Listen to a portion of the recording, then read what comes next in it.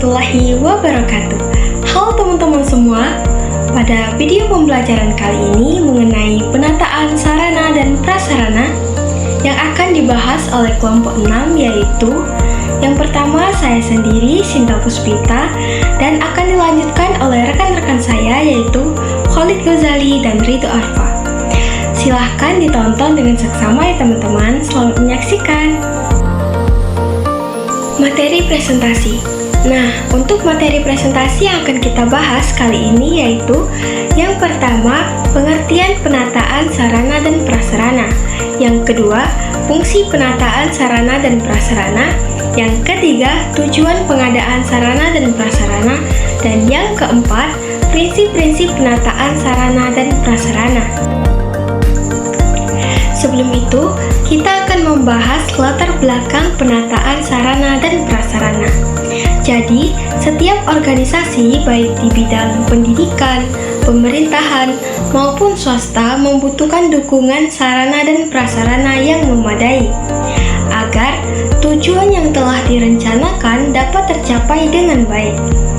Sarana dan prasarana ini sendiri berfungsi sebagai fondasi yang menopang kelancaran aktivitas sehari-hari.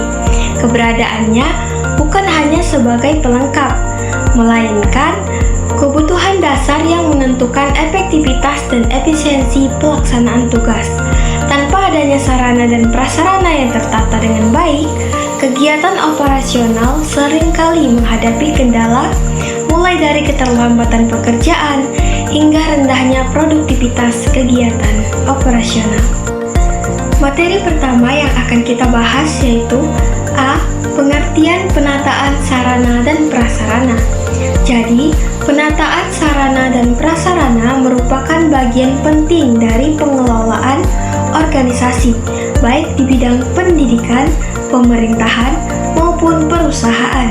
Istilah ini merujuk pada proses pengaturan yang sistematis dan terencana, yang mencakup pengadaan, penempatan, pemeliharaan, hingga penghapusan berbagai fasilitas dan perlengkapan yang digunakan untuk mendukung keberlangsungan kegiatan utama.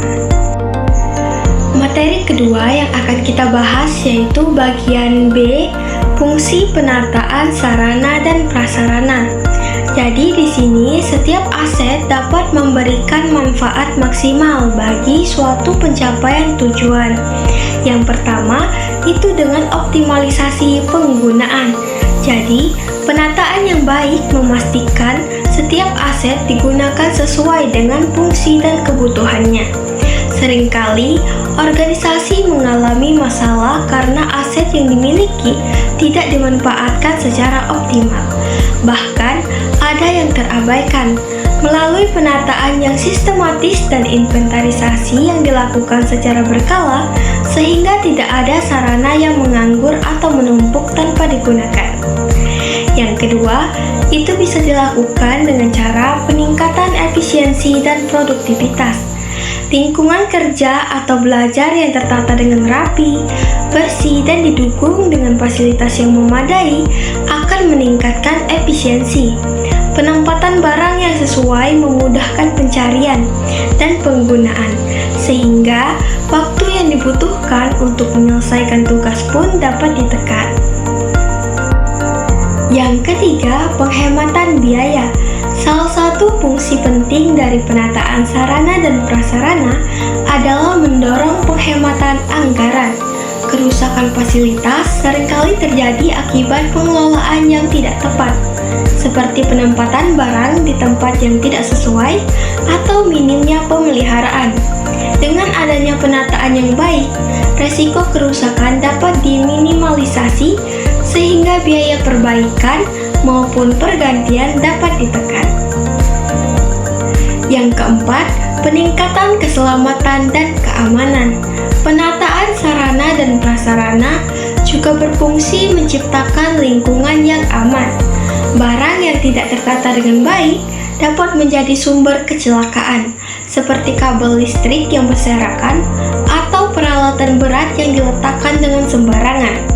Melalui penataan yang tepat, resiko ini dapat dikurangi secara signifikan. Selain itu, keamanan aset juga lebih terjamin. setiap barang tercatat dalam sistem inventaris. C. Tujuan pengadaan sarana dan prasarana.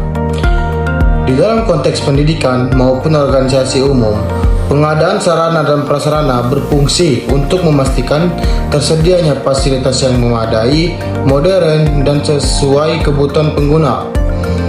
Nah, jadi ada beberapa pengadaan sarana dan prasarana, di antaranya yaitu mendukung kelancaran kegiatan, meningkatkan kualitas hasil, menciptakan lingkungan yang nyaman, dan yang terakhir menaikkan citra organisasi. Halo, saya Halid Ghazali. Di sini saya ingin melanjutkan materi dari makalah saya, prinsip-prinsip penataan sarana dan prasarana. Yang pertama adalah fungsionalitas.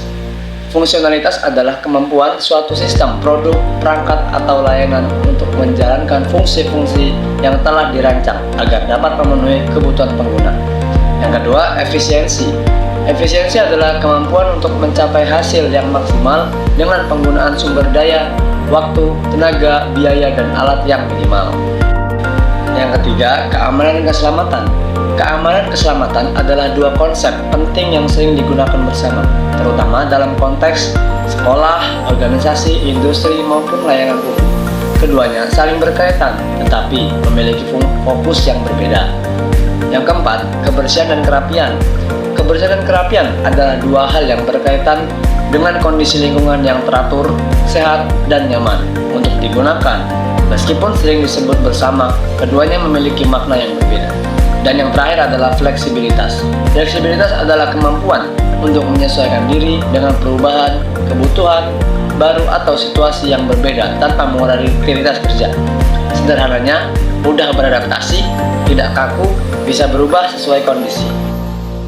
Penataan sarana dan prasarana merupakan proses pengelolaan yang sistematis untuk memastikan setiap fasilitas dapat dimanfaatkan sesuai peran dan kebutuhannya. Dengan adanya penataan, baik sarana sebagai alat langsung maupun prasarana sebagai pendukung utama akan memiliki fungsi yang jelas dalam menunjang aktivitas organisasi atau lembaga. Pemahaman mengenai pengertian ini penting sebagai dasar bagi pengelolaan yang efektif.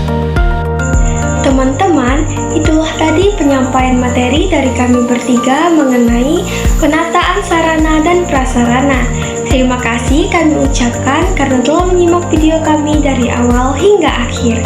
Semoga teman-teman yang telah menonton dan menyimak video ini dengan baik, ilmu yang didapat dapat bermanfaat bagi teman-teman sekalian. Kami akhiri, wassalamualaikum warahmatullahi wabarakatuh.